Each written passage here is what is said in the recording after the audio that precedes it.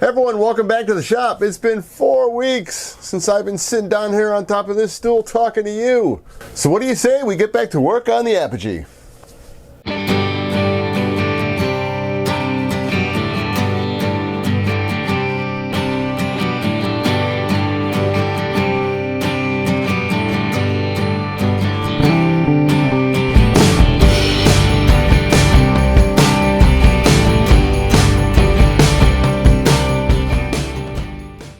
Even though it's been 4 weeks since I've been back down here in the shop, my goal today was to get this thing here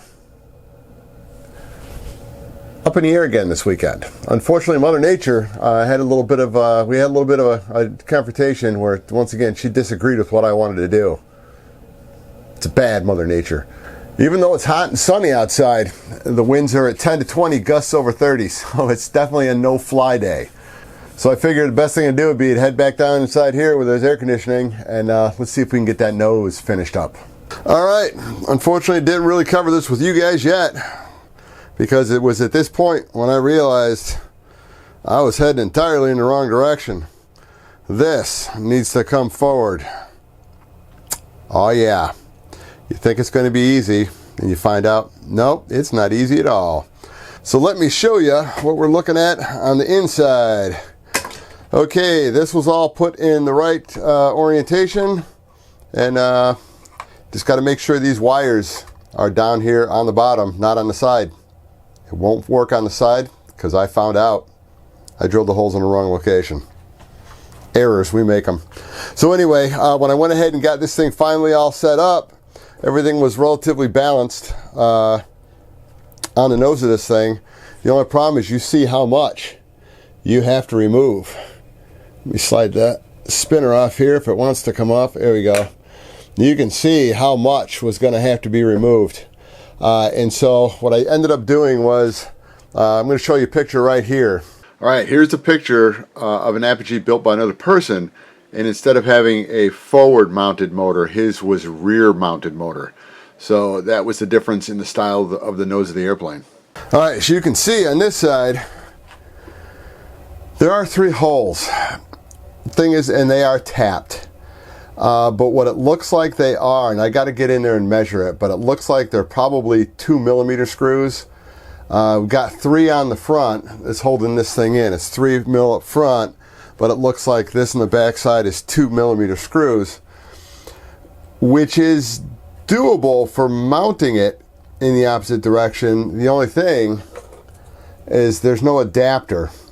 I just don't know if they make an adapter for this, and if they do I want to wait to get that adapter?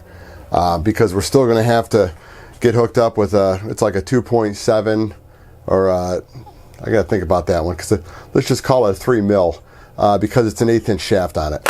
So I'm kind of debating if it's one of my conundrums. Debating if I want to go ahead and back everything up and start all over again, or what I think I'm probably going to do, because I did find a little bit thinner plywood that was in my stock. This is probably a 3/30, maybe a 1/16 ply that I can make work on this, is to go ahead, cut this whole nose piece out, because where this thing needs to sit, all right, now I don't know how well you're going to be able to see it, but where I need to put this right now, the firewall is going to have to come out this far. It's 5/8 of an inch. And then I've got about a little over an 1/8 inch to play with, fore and aft, just to go ahead and then fill this all in again with balsa around the step out front. So we're going to be just kind of skinning the outside of it. I'm going to work the motor mount so it's going to work better with what I'm going to try to do with this, so that this is standing about 3/4 of an inch out, and then go ahead and sand just to get everything rounded off so that the airflow across the nose of the plane is a little more smooth than if it's just this little thing stuck up front, because that's just plain wrong. Yeah, so that's going to be today's task. So I think I'm just going to go ahead, instead of going upstairs and spending a half hour, 45 minutes doing some research, it's probably going to take me just a little more than that time to go ahead, cut everything apart, put the new pieces on, and just go ahead and make a better firewall up front, just so that we'll know how well everything is going to go ahead with pretty much just getting out my little block plane and some sandpaper and get it all sanded out nice and smooth. So what do you say we get started? 4 to 6 weeks later. Hey everyone, different color shirt, different day. I have not been working on the Apogee for about 6 weeks. You guys know everything else I've been wrapped up in. And today's a good day to get that nose finished up, and then we can get started next week on the wings. So let me go ahead, remove you from the stand. I'm going to show you where I'm at right now. All right, the last thing you guys probably saw was the mess I made up front on the nose. And of course, this was all done off camera 6 weeks ago. This is how it's been sitting. I had to go ahead and extend this out, and it extended out probably about 5/8 of an inch. I can measure it, but it's pretty close to about 5/8 of an inch. Just to get it farther forward, I had to make up a whole new motor mount up front. This has not been glued into place. This will be getting glued into place hopefully in about 5 or 10 minutes. I'm going to epoxy this in, and then I'll just go ahead and clamp it together. And then where I can, because you can see where the screws go through up front here, I'm probably just going to take a little bit of quarter stock and just run it just pretty much lengthwise here, just some little blocks, just to glue it in the best I can with what I've got, because it's there's not much margin for error on this little piece. So I'm going to go ahead and do that, and then as soon as I get this all glued into place, we'll get the motor mounted. I'll show you what it looks like, and then what I'm going to have to do next. All right, as you can see, she is all glued into place. Now, if I can do this properly without dropping it, if you look from the front, there it goes, right here, it's a little bit tight on this part of the cutout in the middle of the droll because of the way I had to set everything up. So I'm just going to come on in here. Sorry about that. I'm going to come on in here with a file, one of my little round files, and just file a little bit just on this section. The C-clip is not hitting it, but it's close. So just to give myself better peace of mind, I'm going to go ahead and file it just a little bit. Remember, I said a little bit, maybe 10 thousandths, and we'll have proper clearance. All right, now we're going to put the spinner on, because this is where it gets really fun. The way I've got this thing set up from the start is I'm going to be cutting some of these little ears off coming out. It's better to have it so that I get everything mounted, because I'm going to be sanding it into position.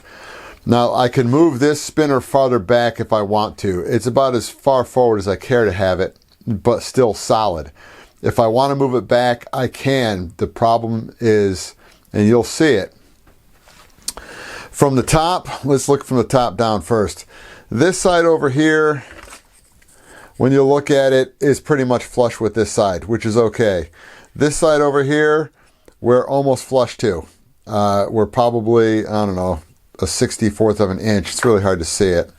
See if you can see this way. About a 64th of an inch.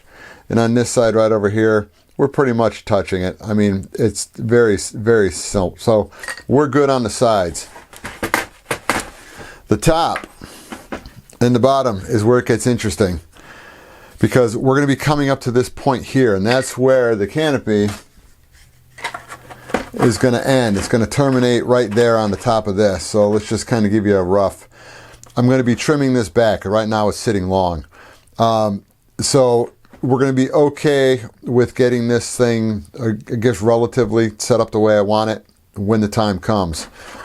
But what I'm going to try to do is these are going to have to be ground off a little bit. And as you can see by the front, you can see how it's going to get in the way of where the balsa is going to be sitting. So, but because the balsa is going to be glued to this, I'm going to leave this with the edges out, and I'm just going to go ahead, and when I come in with my sanding blocks, we're just going to sand those down. So these will be a rigid part, still coming through the balsa, but it'll be all shaped down. So even though you can see it now, by the time we get done and get it covered, I don't mind these couple little hard points on the top and the bottom that come on out. So we'll be pretty good with that. Now, what I'm going to have to do, let's get back to the side. From the top looking down, we're actually looking pretty good with the amount of relief we have to have with the top of this thing and the angle that it leaves the backside here. The bottom, that's pretty spot on. So I'm going to be very happy with how I've got this thing positioned right where it is. So that's where we're going to kind of leave it and then shoot from there.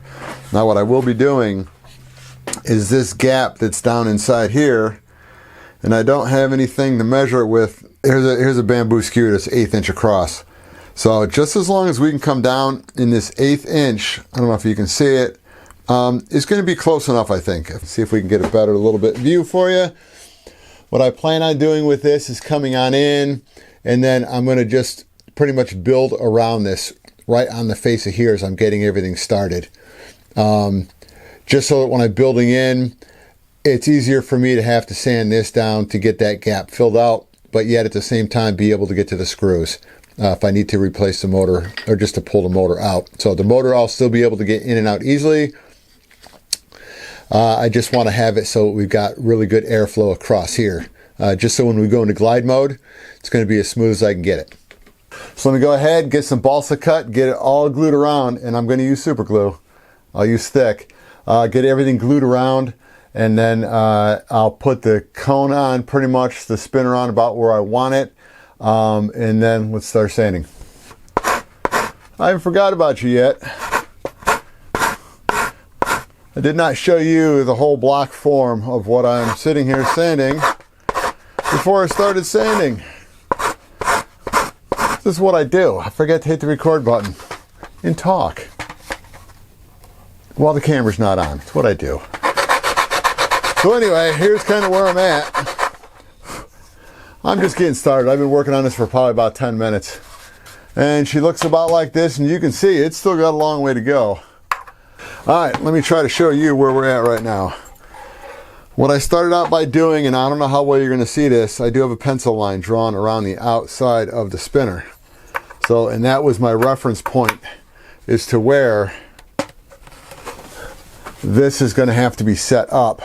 So that way I'm going to get a good flow of air around this. This is not seated all the way down. I've got it a little bit proud.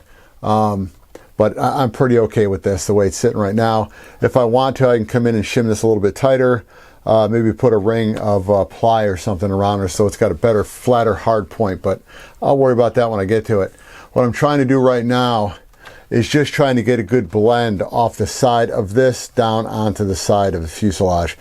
Part of this up in here, the original part of this will actually be sanded back because I want to extend this farther back.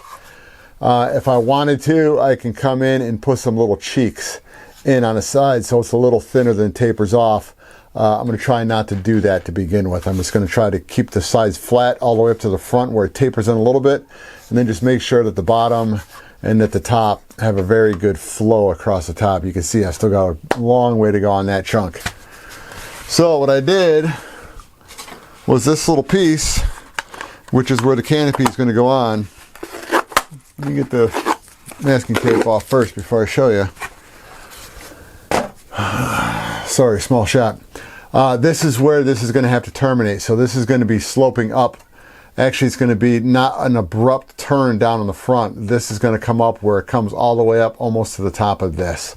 But it's going to be a more gentle slope coming up to it. So like I said, I got a long way to sand. So I'm going to go ahead and just do a little bit more touchy up on this. And then I will bring you back when it is almost completely done. Alright, it's looking pretty darn good. I'm about 95% happy with it. It's going to be just a little bit of touchy ups because as you can see on the bottom, I've got a couple little holes that have started poking through. So what I'm going to do is I'll go ahead, I'll cut those out, put in a couple little blocks of balsa that I can slide from the inside out, glue those into place, sand it, and then this thing is pretty much done. The gap, I could tighten up the gap. What I'm probably going to do, because of the way this is set up right now, I've got it set up so I can move this a little bit closer. So I'll get that all nicely leveled off, drop it down on the deck, and it should be looking good. But as you can see, we got pretty good flow. Top to bottom, we got a pretty good angle slope right there. It'll work pretty good. The sides, they're just flat cheeks anyway. So as you can see from there, right from there, we're going to be looking pretty good. It's going to come over There's a very slight little drop off onto either side, but I am covering this, so the covering should get it pretty much up to almost, you know, even. But yeah, so pretty happy with it. It's looking pretty darn good. So let's go ahead. We're going to call this part done. And next time we're back down in the shop, let's start working on the spoilers. That's going to be the fun part.